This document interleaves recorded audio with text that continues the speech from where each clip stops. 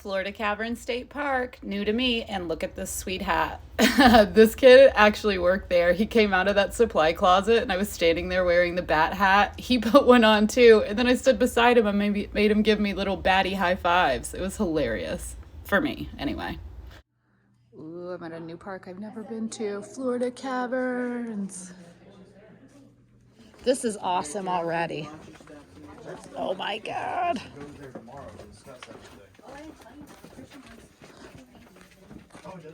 Has also created a large pothole in the ceiling called a solution dome. Pause for a moment to allow your eyes to adjust to the dim light. It looks a little bit like the surface of another planet, doesn't it? This is rad. Do hit your head on these things up there. Keep in mind, it's gonna hurt. This thing. It's gonna hurt really bad.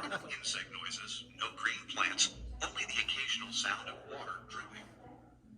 The deepest point in the cave is about 60 feet below the surface. Below surface level. 65 feet. Throughout this tour, because you can go higher and higher and higher until we make it out the exits. Inside this room, we have a basement. If you guys will look down there, I'm gonna talk about a little basement. Our basement normally has more water in it, and the water level can be around here, or it can go all the way back there, then all the way to the top here. All that water will be rainwater. Our rainwater will get purified naturally, so the water will be so clear. Everybody's duck walking.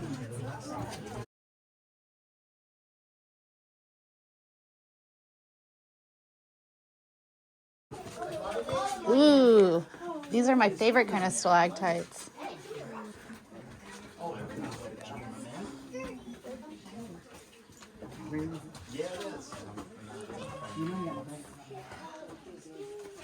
Sweet.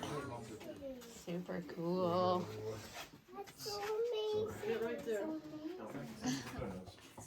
People get married up there.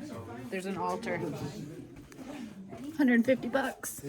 Get hitched in the cave. A cave has no formations. Now, our first step of formations. Little guys up there. Little guys up there, we call them soda straws. They look just like straws. What they'll form is that water goes inside the straws. It goes inside and it creates a small ring at the bottom. Whenever that ring closes up, water will flow from the outside, evaporates from the outside, creating a stalactite. The guy in top here, a stalactite in top here. And then the water would drip to the ground. It would drip and pile up all the minerals, creating stalagmites. The guy is right there. Stalagmites right there. And eventually, both of them will grow, and grow, and at one point, they will connect. Whenever they connect, they will create a column.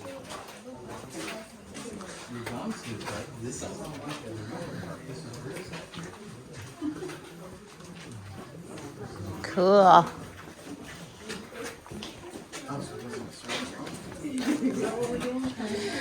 Baby stalactite.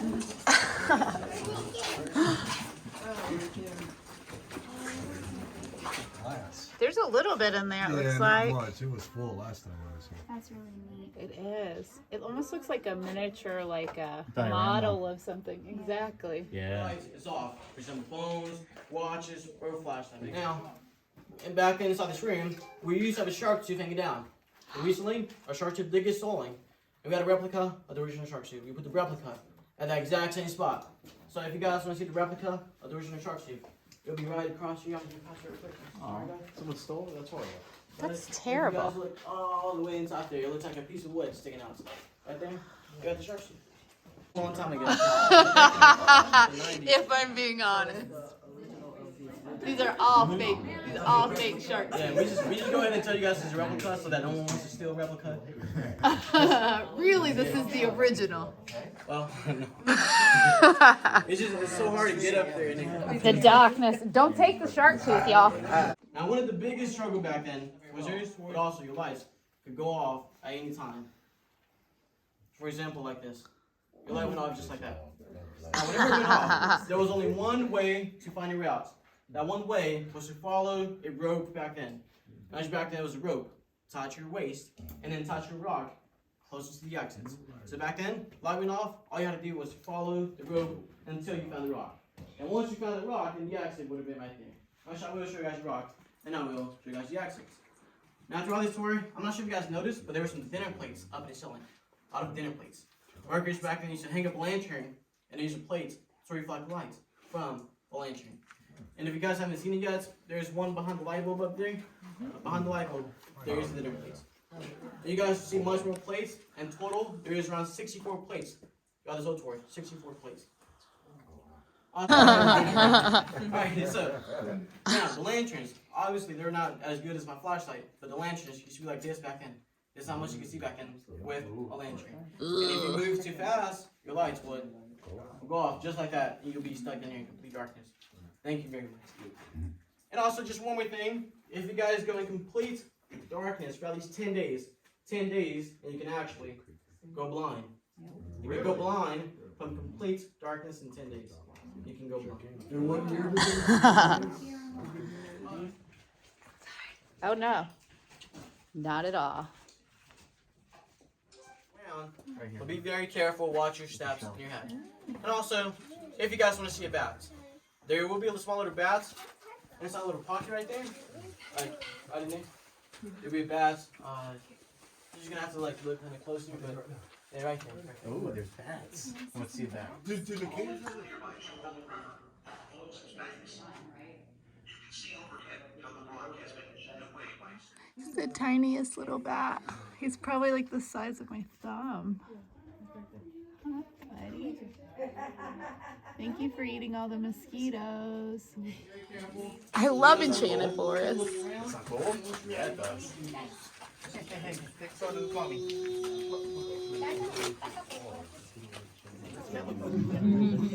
Seashell. This is the seashell room.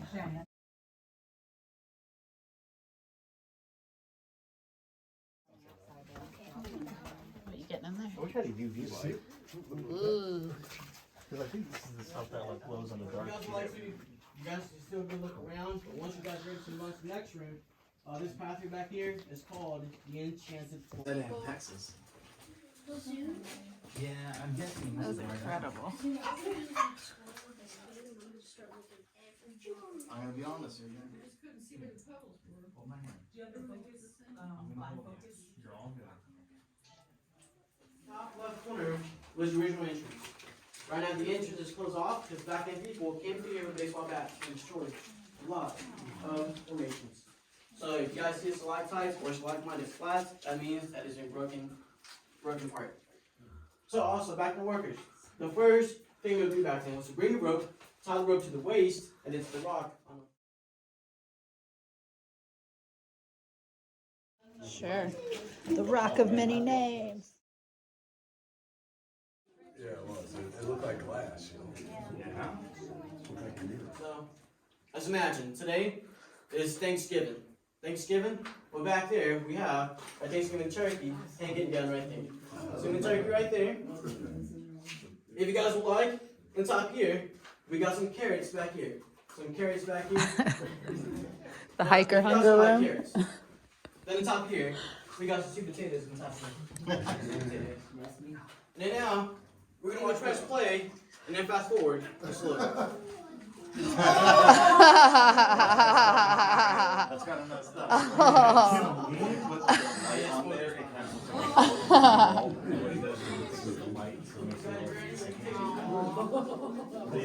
Give it a day. The only thing we're allowed to touch.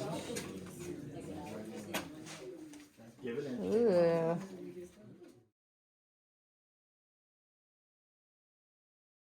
And excavate until it's big enough for us to walk through it. And they used to work here during the Great Depression back then. So during that time, people didn't have enough money or jobs, and they used to work here for $1 a day back then. $1 a day. At the last day of each month, they would gather $25, sent to the family. You keep yourself $5 each month. Now $1 a day back then wasn't really good back then. I think tour tickets used to sell for 65 cents. 65 cents for a tour ticket, and they used to work for $1 a day. And don't forget, sometimes your lights will go off, just like that. And you gotta crawl all the way back and find your way out. Going into the little cave. Okay, you do want to hold my hand. Stuck your head.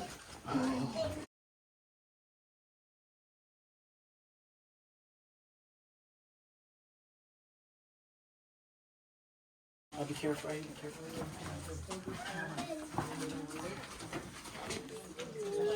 It's almost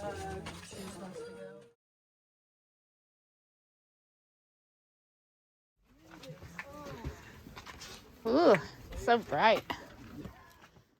Pretty awesome, right? I mean, I've walked all over this state. Now I've walked under it too.